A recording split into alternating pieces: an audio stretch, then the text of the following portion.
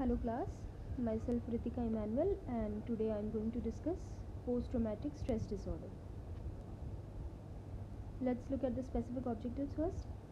At the end of the class, the students will be able to introduce post-traumatic stress disorder, define PTSD, describe the symptoms in PTSD, discuss the treatment required in PTSD and discuss some significant points related to elderly considerations in neurotic disorder.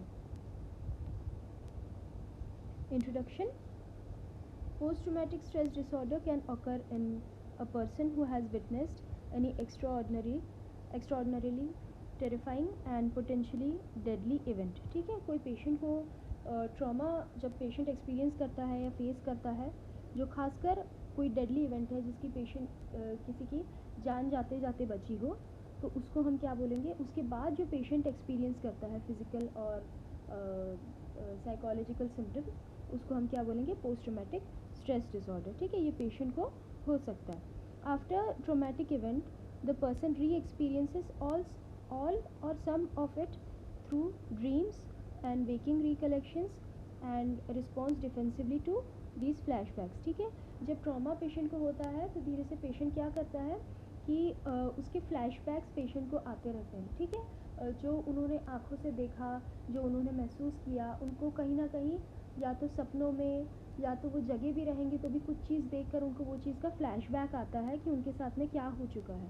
ठीक है, और patient क्या करता है, धीरे से एक नया व्यवहार अपने अंदर में डेवलप कर लेता है ऐसे ही करते करते. ठीक है, new behaviour develop related to trauma such as sleep difficulties, hyper vigilation. ठीक है, हाइपर विजिलेंस का मतलब होता है इंक्रीज अलर्टनेस. ठीक है, पेशेंट बहुत ज़्यादा हाइपर अलर्ट रहता है. ठीक है, अगर उसके आजू बाजू में कोई डेंजर नहीं भी रहा तो भी उसको ऐसा लगेगा कि नहीं, मेरे सराउंडिंग में कहीं ना कहीं डेंजर है. अगर वो पिन को भी देखेगा तो सोचेगा कि पिन कहीं ना कहीं उड़कर मुझे लग सकती है या मुझे चोट पहुंचा सकती है, इस प्रकार से. ठीक है, थिंकिंग डिफ़िकल्टीज़. ठीक है, पेशेंट को सोचने में बहुत दिक्कत जाती है, या तो पेशेंट बहुत सोचता रहता है या तो थॉट्स को अवॉइड करने की कोशिश करता है. ठीक है, सिवियर स्टार्टल रिस्पॉन्स. ठीक है, पेशेंट बहुत जल्दी झिझक जाता है एंड एजिटेशन.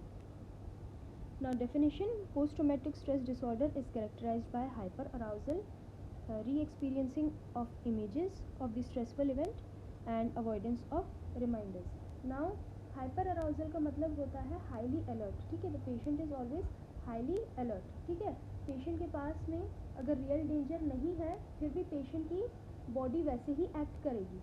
ठीक है, जैसे कि पेशेंट के आसपास कोई खतरा है. ठीक है, उसकी बॉडी उसी प्रकार से ढल जाती है. जैसे कि फॉर एग्जांपल फ्लडिंग हो गई जहाँ पे पेशेंट की जान जाते जाते बची है और पेशेंट उसके बाद में कहीं सेफ प्लेस में भी है तो भी पेशेंट को ऐसा लगेगा कि कहीं ना कहीं कोई खतरा है. ठीक है, नेक्स्ट है अवॉइडेंस ऑफ रिमाइंडर्स.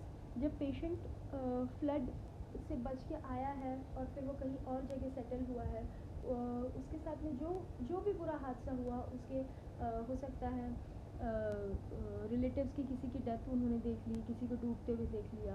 ठीक है, तो ये बहुत बड़ा हादसा उनके साथ हुआ है तो उनको वो चीज़ को धीरे धीरे अवॉइड करने की कोशिश करने लगते हैं. जैसे कि अभी हमने पढ़ा अवॉइडेंस ऑफ रिमाइंडर्स. उनको वो चीज़ याद कोई दिलाने की कोशिश करे या उस चीज़ के बारे में डिस्कस भी करे तो भी वो उसके साथ डिस्कस नहीं करना चाहते. इंटरनल फैक्टर्स हम ये डिस्कस करेंगे कि पेशेंट वो थॉट्स अवॉइड करने की कोशिश करेगा कि उसके साथ पुराना पास्ट में उनके साथ में क्या हुआ है. ठीक है, वो फ्लड से रिलेटेड कोई भी न्यूज़ को पढ़ना नहीं चाहेंगे, वो थॉट्स को अवॉइड करने की कोशिश करेंगे, उसके बारे में सोचना नहीं चाहेंगे. और एक्सटर्नल फैक्टर ये आ जाता है कि कोई बाहर से आके कोई बात करेगा या पूछेगा कि आप कैसे हो अब, तो वो चीज़ को अवॉइड करने की कोशिश करते हैं. वो कॉन्वर्सेशन भी उनको फ्लड के बारे में नहीं चाहिए या उनके कोई रिलेटिव के बारे में कोई कॉन्वर्सेशन नहीं चाहिए, उनको कोई रिमाइंडर नहीं चाहिए उस बुरे ट्रॉमा का. ठीक है, नेक्स्ट आता है post traumatic stress disorder is of a reaction to extreme stressors. अब स्ट्रेसर के बारे में हम देखेंगे कि कौन से टाइप के ट्रॉमा पेशेंट एक्सपीरियंस करता है जब ये पीटीएसडी पेशेंट को हो सकता है. फ्लड्स, अर्थक्वेक्स, वॉर, रेप और सीरियस फिजिकल असॉल्ट. ठीक है, अब इसमें सिम्टम्स क्या आ जाएंगे, persistent anxiety, irritability, insomnia, intense intrusive imagery यानी कि फ्लैशबैक्स, ठीक है। पेशेंट को फ्लैशबैक्स आते हैं, वो चीज़ के बार बार आँखों के सामने में चित्र बनते रहते हैं, वही चीज़ के बार बार उनके आँख में वही बुरा ख्याल आता है। रिकरिंग डिस्ट्रेसिंग ड्रीम्स, ठीक है, बुरे सपने आते हैं। इनएबिलिटी टू फील इमोशन, ठीक है, पेशेंट अपैथिक फील करने लगता है। इनएबिलिटी टू फील इमोशन, ठीक है। डिमिनिश्ड इंटरेस्ट इन एक्टिविटीज़, ठीक है, कोई भी एक्टिविटी में पेशेंट को इंटरेस्ट नहीं आता। नेक्स्ट है symptoms may develop after a period of latency within 6 months after the stress may be delayed and the general approach is to provide emotional support and to encourage recall of the traumatic events, ठीक है।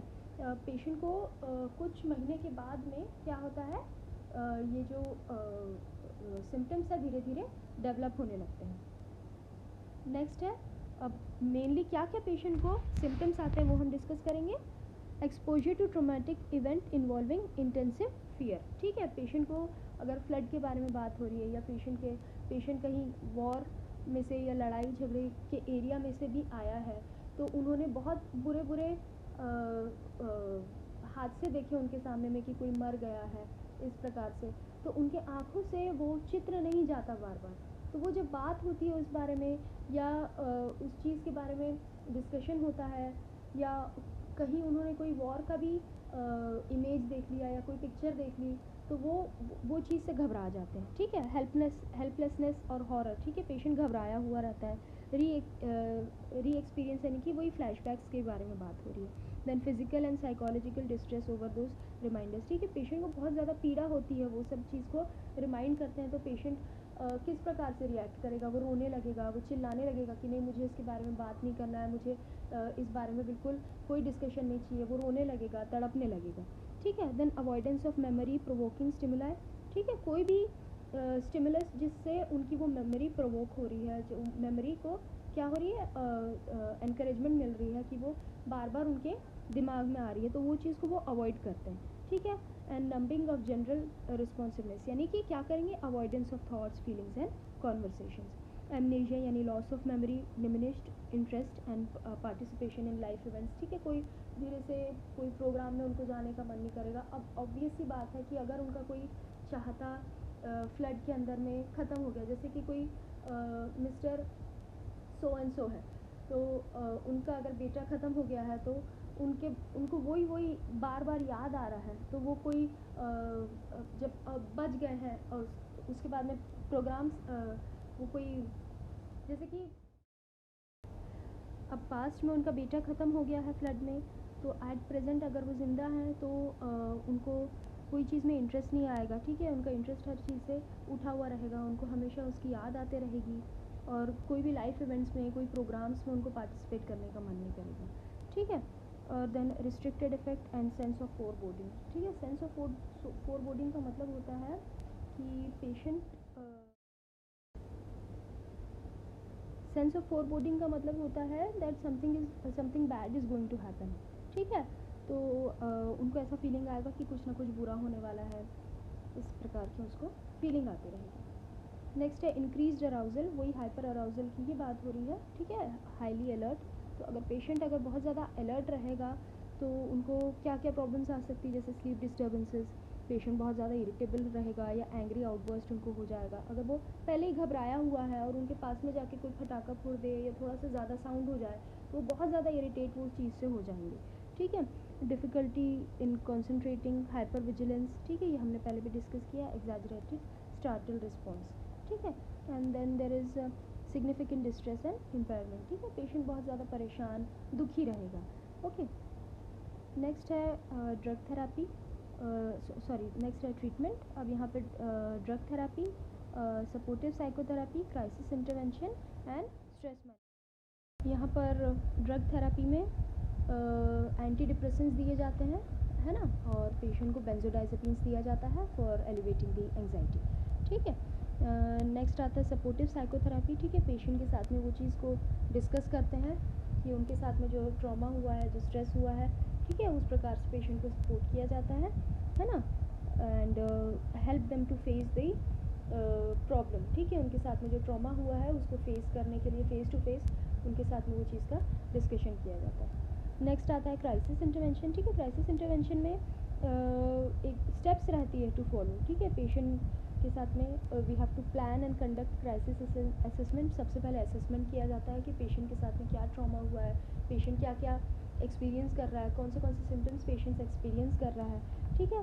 Then establish rapport, patient के साथ में एक relationship maintain करना पड़ता है, उनके साथ में कम्युनिकेशन मेंटेन करना पड़ता है, ठीक है। Then identify the major problem, patient क्या ये कर रहा है, एक्सपीरियंस कर रहा है, क्या प्रॉब्लम्स एक्सपीरियंस कर रहा है, ठीक है। इसको we have to identify first, है ना। Then deal with the feelings and emotions, ठीक है। जब पेशेंट के साथ में डिस्कस किया जाता है, डिस्कशन होता है, तो पेशेंट बहुत ज़्यादा इमोशनल हो सकता है। पेशेंट के सामने में बहुत प्रकार के फीलिंग्स उनके सामने में आती हैं, ठीक है। पेशेंट या तो गुस्सा करेगा कि नहीं मेरे साथ में ये चीज़ का डिस्कशन मत करो, या पेशेंट इमोशनल हो जाएगा, है ना। तो इस प्रकार से we have to deal with their feelings कि नहीं उनके साथ में वो ट्रॉमा हुआ है और उस चीज़ को वो अवॉइड नहीं कर सकते, तो we have to help them facing the problem, ठीक है। Then generate and explore alternatives, develop and formulate the action plan, ठीक है। पेशेंट के साथ में हम लोगों ने सब चीज़ को डिस्कस करना है और फिर उसके बाद में उनको सपोर्ट करना है कि उनके साथ में क्या प्रॉब्लम हुई है ना। And develop and formulate an action plan की हम ये चीज़ को अवॉइड करने के लिए जो प्रॉब्लम्स और सिम्टम्स फेस कर रहे हैं, तो हम ये चीज़ को अवॉइड करने के लिए क्या क्या कर सकते हैं, है ना। Then establish a follow up plan and agreement, ठीक है। नेक्स्ट है stress management training. Stress management training में पेशेंट के साथ में डिस्कस किया जाता है the source of the problem, ठीक है। जो ट्रॉमा उनके साथ में हुआ है वो चीज़ को डिस्कस किया जाता है, ठीक है। धीरे से उनके टेंशन लेवल को कैसे वो लोग डिक्रीज़ कर सकते हैं, उनको वो चीज़ को नेगेटिवली नहीं लेना है, उनके रिएक्शंस को नेगेटिवली नहीं लेना है, ये चीज़ को डिस्कस किया जाता है पेशेंट के साथ में, ठीक है। उसके बाद में फिर कोपिंग विद स्ट्रेस, ठीक है। पेशेंट को उनके साथ में डिस्कस करना है, उनको एक्सेप्ट करवाना है कि हाँ उनके साथ में वो ट्रॉमा हुआ है, ठीक है, और वो चीज़ को वो लोग अवॉइड नहीं कर सकते। तो इसको अब ये जो स्ट्रेस आ रहा है, ये जो सिम्टम आ रहा है, आप अपने आप को वो सोचने से कैसे आप उसको अवॉइड कर सकते हो, वो जो प्रॉब्लम्स जो सिम्टम्स आ रहे हैं उनके साथ में आप कैसे डील कर सकते हो, आप अपने टेंशन लेवल को कैसे कम कर सकते हो, या अपने आप हाइपर अराउजल जो आप हो रहे हो, जो आप बहुत ज़्यादा अलर्ट हो रहे हो, ये चीज़ को आप कैसे कम कर सकते हो, क्योंकि these things are happening just because of the stress, ठीक है। तो we have to encourage them to think positively, ठीक है। देन नेक्स्ट है टाइम मैनेजमेंट। उनको डे टू डे लाइफ में उनके जो शेड्यूल है, एक प्रॉपर शेड्यूल बनने से उनका दिमाग इधर का उधर नहीं होगा, ठीक है। एक टाइम मैनेजमेंट प्रॉपर सेट करने के लिए उनको बताना है ना। नेक्स्ट है effective communication with each other, है ना। पेशेंट के साथ में और उनके रिलेटिव्स के साथ में प्रॉपर कम्युनिकेशन, एक इफ़ेक्टिव कम्युनिकेशन के लिए एनकरेज करना है पेशेंट को, ठीक है। And breaking the cycle in the sense patient को कहीं एक ब्रेक देना है, उनको कहीं बाहर ले जाएं, उनको जैसे फॉर एग्जांपल कहीं मूवी चले गए और कहीं गार्डन में चले गए जस्ट फॉर अ वॉक, ठीक है। इस प्रकार से पेशेंट का कहीं माइंड डिस्ट्रैक्ट होगा, तो उससे क्या होगा कि जो स्ट्रेस हो रहा है पेशेंट को, जो एंग्जाइटी हो रही है पेशेंट को, वो धीरे से कम हो जाएगी, ठीक है। एंड देन एक्सरसाइज में योगा और जॉगिंग, ये सारी चीज़ें भी पेशेंट कर सकता है, ठीक है। नेक्स्ट है elderly consideration in neurotic disorders, ठीक है। इसे भी anxiety that starts for the first time in late life is frequently associated with another condition such as depression, dementia, physical illness और मेडिकेशन टॉक्सिसिटी और विड्रॉवल सिंड्रोम, ठीक है। Anxiety usually elderly considerations में, elderly population में कब आती है, ठीक है। It is frequently associated with depression, dementia means basically forgetfulness, ठीक है। एक एज आती है जहाँ पे एक इंडिविजुअल को क्या होता है, लॉस ऑफ मेमोरी का प्रॉब्लम होने लगता है, ठीक है, that is dementia. Then physical illnesses are basically like cardiovascular problems, और आगे हम उसके बारे में डिस्कस करेंगे, ठीक है। Then phobias, particularly agoraphobia and GAD which is general anxiety disorder, are most common in late life anxiety disorder. ठीक है, इसमें एंग्जाइटी डिसऑर्डर्स में एल्डरली पॉपुलेशन में कौन से प्रॉब्लम्स देखी जाती है? फोबिया है, ठीक है, मोस्टली अगोराफोबिया, ठीक है, and general anxiety disorder. Most people with late onset agoraphobia attribute the start of disorder to the abrupt onset of a physical illness। ठीक है, कोई अगर पेशेंट को फिजिकल इलनेस, फॉर एग्जांपल उनको कोई हार्ट का प्रॉब्लम आ गया या उनको कोई और फिजिकल उनको इलनेस आ गई है, कोई और डिसऑर्डर आ गया फिजिकली, तो पेशेंट को क्या होता है? एगोराफोबिया होने लगता है ना। What is agoraphobia? Agoraphobia means the patient starts avoiding, क्या चीज़ का फोबिया हो जाता है पेशेंट को? आउटर स्पेसेस का, ठीक है। दे फियर ऑफ गेटिंग आउट या फियर ऑफ ओपन स्पेसेस, ठीक है। नाउ ऐसे में क्या होता है कि जब पेशेंट को फिजिकल इलनेस हो रही है तो पेशेंट बाहर जाने से घबराने लगता है, और as a response to a traumatic event such as falling और मगिंग। फॉलिंग और मगिंग यानी कि लूट मार, ठीक है। खासकर जब कोई एल्डरली इंडिविजुअल के साथ में अगर ऐसी लूट मार का केस हुआ है तो उनको डर लगने लगता है कि वो बाहर जाएंगे तो उनके साथ में रिपीट वो चीज़ हो सकती है, ठीक है। तो मोस्टली उनके साथ में क्या वो डेवलप हो रहा है? एगोराफोबिया डेवलप हो जा रहा है, ठीक है। Then late onset general anxiety disorder is usually associated with depression, ठीक है। जनरल एंग्जाइटी डिसऑर्डर डिप्रेशन के साथ में डेवलप होने लगता है। Though less common, panic attacks can occur in late life and are often related to depression or a physical illness such as cardiovascular, gastrointestinal or chronic pulmonary diseases. Now, panic attacks are less common in elderly population, ठीक है, लेकिन they can happen and often they are related to depression, ठीक है। Depression से हमेशा panic attacks related रह सकते हैं। एंड फिजिकल इलनेस जैसे कि मैंने पहले बताया कि हम डिस्कस करेंगे, यहाँ पे कार्डियोवैस्कुलर डिजीज़ आ जाती है।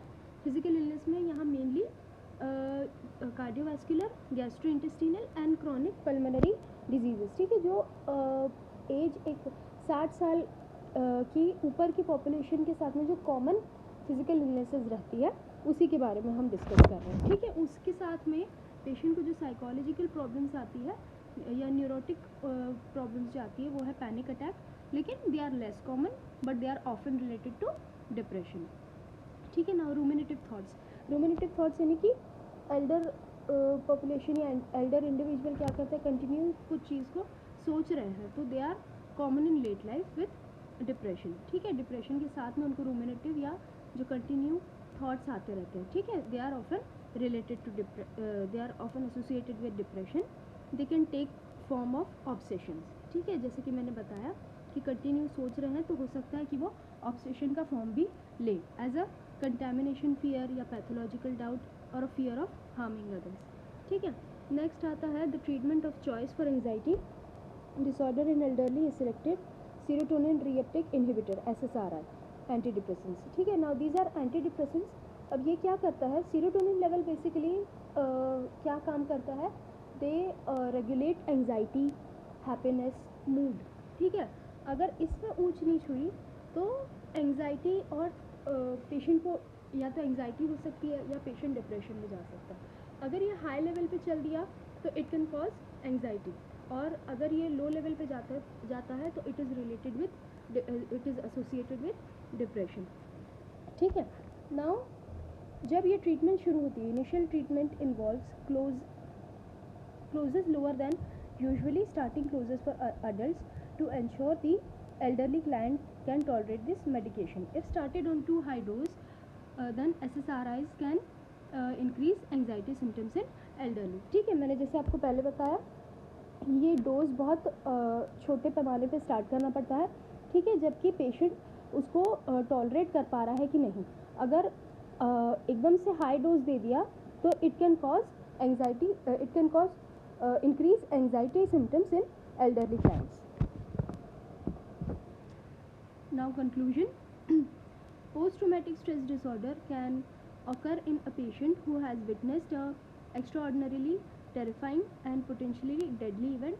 After the traumatic event, the person re-experiences all or some of the of it through dreams and waking recollections and response defensively to these flashbacks. ठीक है, पोस्ट ट्रॉमेटिक स्ट्रेस डिसऑर्डर किनको होता है? जिन्होंने कोई पहले ट्रॉमा एक्सपीरियंस कर चुके हैं और कुछ दिन के बाद में उनको वो चीज़ का फ्लैशबैक आता है थ्रू ड्रीम्स या वेकिंग रिकलेक्शंस। ठीक है, और ये सिम्टम्स देन धीरे से न्यू बिहेवियर में डेवलप हो जाते हैं, जैसे कि स्लीप डिफ़िकल्टीज़ या हाइपर विजिलेंस यानी कि इंक्रीज्ड अलर्ट। ठीक है, thinking difficulties and severe startle response and agitation. Let's look at the bibliography now. Psychiatric Mental Health Nursing, 4th edition, Sheila Whitbeck, Lippincott, Williams and Wilkins, page number 250 to 261. A Guide to Mental Health and Psychiatric Nursing, 2nd edition, R. Shivani, JP Brothers, page 120. अगर आपको कोई भी doubt है तो आप मुझे directly contact कर सकते हैं। ठीक है, thank you very much. Hope you